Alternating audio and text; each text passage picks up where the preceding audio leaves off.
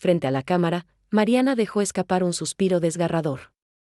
Sus manos temblaban, pero sus palabras eran firmes. Esa fue la primera vez que entendí que en mi familia los secretos eran armas, y que cada sonrisa escondía una traición. Lo que Clara hizo aquella noche no solo me arrancó el amor, me condenó a un destino del que todavía hoy no puedo escapar. El silencio que siguió fue denso, casi insoportable.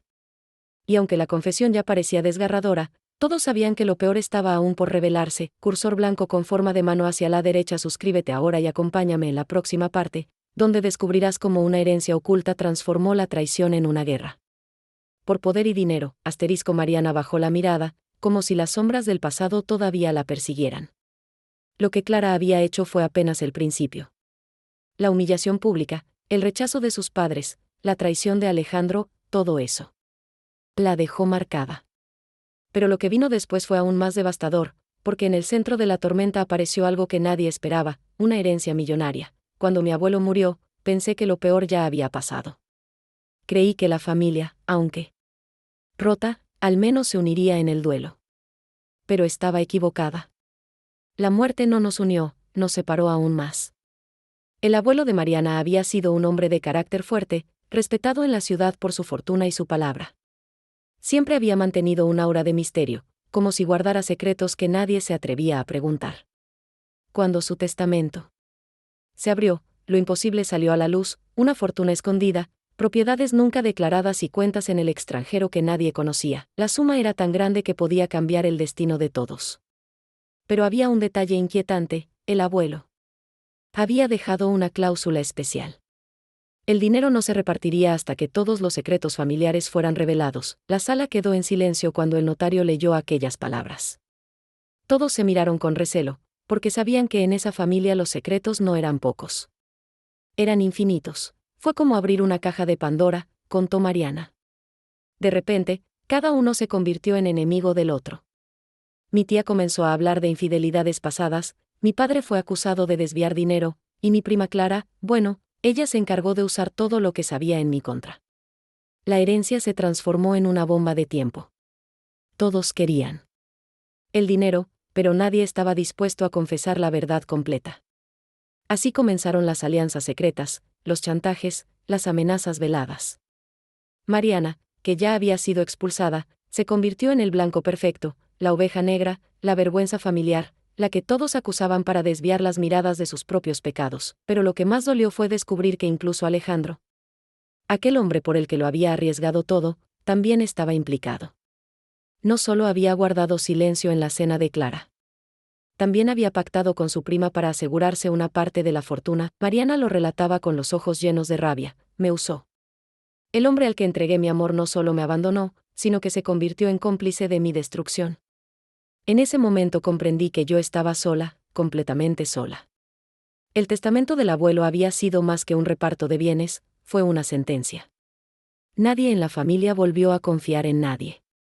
Las comidas familiares se llenaron de silencios incómodos, las miradas se volvieron cuchillos, y lo que alguna vez fue un apellido respetado comenzó a caer en desgracia. Mariana, desterrada y humillada, juró que algún día reclamaría lo que le correspondía. Sabía que detrás de esa fortuna había verdades enterradas, y estaba dispuesta a encontrarlas, aunque tuviera que enfrentarse a todos. Ese dinero no era solo riqueza. Era la llave para descubrir la verdad más oscura de mi familia. Y estaba dispuesta a pagar el precio, aunque fuera con mi propia vida. Su voz tembló, pero sus ojos brillaban con determinación.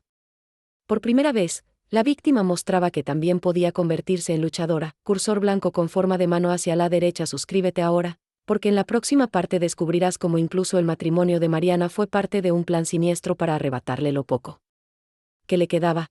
Mariana hizo una pausa prolongada antes de continuar. Su respiración era pesada, como si la memoria le arrancara pedazos de alma. Hasta ese momento, había hablado de Clara, de Alejandro, de la humillación y la herencia maldita, pero ahora entraba en un capítulo aún más doloroso: su matrimonio. Con Esteban, cuando lo conocí, pensé que finalmente la vida me estaba dando una segunda oportunidad, confesó con una sonrisa amarga. Él llegó a mí en el peor momento, cuando me sentía destrozada, sin familia y sin rumbo.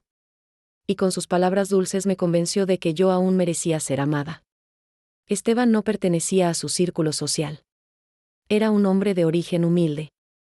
Trabajador, aparentemente sincero y dispuesto a protegerla. Mariana cayó en sus brazos porque necesitaba creer que, después de tanto dolor, existía alguien que no la juzgara ni la usara. Se casaron en poco tiempo, casi en secreto, y durante los primeros meses ella creyó haber encontrado paz, pero la calma fue un espejismo. Con el tiempo, las grietas comenzaron a aparecer. Esteban se volvió distante, pasaba noches enteras fuera de casa, regresaba con excusas baratas y un olor extraño en la ropa. Mariana intentaba justificarlo, el trabajo, el cansancio, las preocupaciones. Pero en su corazón sabía que algo no estaba bien. Un día encontré una carta en su chaqueta. Era de otra mujer, y para mi sorpresa, esa mujer no era desconocida. Era alguien demasiado cercana a mi familia. La carta estaba firmada por Clara. Sí, la misma prima que años antes había destruido su vida con Alejandro. El mensaje era claro, íntimo, imposible de malinterpretar. Su esposo y su prima tenían una relación oculta desde hacía tiempo. El mundo de Mariana volvió a derrumbarse. Pero lo más doloroso no fue la traición amorosa, sino lo que descubrió. Después. Esteban no estaba con Clara solo por deseo. Juntos habían tramado un plan para quedarse con la herencia del abuelo. Él se había casado con Mariana únicamente para tener acceso a información, documentos y poder legal sobre lo poco que todavía le correspondía. Mariana lo relataba con un nudo en la garganta. Me di cuenta de que nunca me amó. Yo había sido su puente, su herramienta, su escalera para llegar más alto. Cada caricia, cada promesa, cada beso, todo había sido parte de un engaño. El dolor era insoportable, pero lo que más la destrozó fue el cinismo de Esteban cuando lo confrontó. Él no lo negó. Al contrario, la miró a los ojos y le dijo: todo lo que hicimos fue por tu bien. Si no fuera por mí, ya no tendrías nada. Agradece que todavía estás aquí. En ese instante, Mariana comprendió que estaba atrapada en una telaraña que ella misma había alimentado con sus errores del pasado. Clara había regresado a su vida, más fuerte que nunca, y ahora tenía a Esteban de su lado, pero lo que nadie imaginaba era que este juego de traiciones todavía ocultaba la herida más profunda de todas, el hijo que Mariana había perdido al nacer. Ella levantó la vista hacia la cámara, con lágrimas corriendo por sus mejillas, y susurró: creí que el dolor de la traición sería lo peor que me tocaría vivir. Pero aún me faltaba enfrentar la mentira más cruel de todas, la de mi propio hijo. Cursor blanco con forma de mano hacia la derecha. Suscríbete ahora, porque en la próxima parte sabrás cómo Mariana descubrió la verdad sobre el hijo que creía muerto, y cómo ese secreto transformó por completo su destino. Mariana permaneció en silencio unos segundos, como si necesitara reunir fuerzas para pronunciar las palabras que más le dolían. Sus manos temblaban, y sus ojos se llenaron de lágrimas que no quiso ocultar. Pensé que nada podía herirme más que la traición de Esteban y Clara. Pero estaba equivocada. Lo peor estaba aún por descubrirse. Años atrás, durante los primeros meses de su matrimonio con Esteban, Mariana quedó embarazada. Para ella, aquella noticia había sido un rayo de esperanza en medio de tanta oscuridad. Creía que ese bebé sería su salvación, la oportunidad de empezar de nuevo, de formar la familia que siempre había soñado. Recordaba perfectamente la primera vez que sintió el movimiento en su vientre.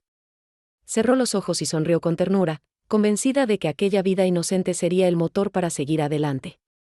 Le hablaba en silencio, le cantaba canciones cuando estaba sola, acariciaba su barriga imaginando un futuro diferente, lejos de secretos y traiciones, pero el destino volvió a golpearla con crueldad. El día del parto fue caótico. Entre gritos, médicos corriendo y la tensión en el aire, lo último que escuchó antes de perder el conocimiento fue la voz de una enfermera, murmurando que había complicaciones. Horas más tarde, despertó en una habitación fría del hospital. Lo primero que preguntó fue por su hijo, y la respuesta fue un mazazo directo al corazón: lo siento, señora. Su bebé no sobrevivió.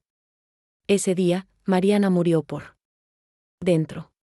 Sintió que le arrancaban no solo a su hijo, sino también la última chispa de felicidad que le quedaba. Durante meses lloró en silencio, abrazando una cuna vacía y una esperanza rota.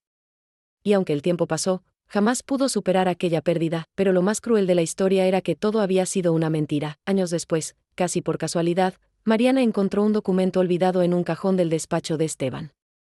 Era un certificado médico, pero no coincidía con la versión que le habían contado. Según ese papel, Su hijo había nacido sano.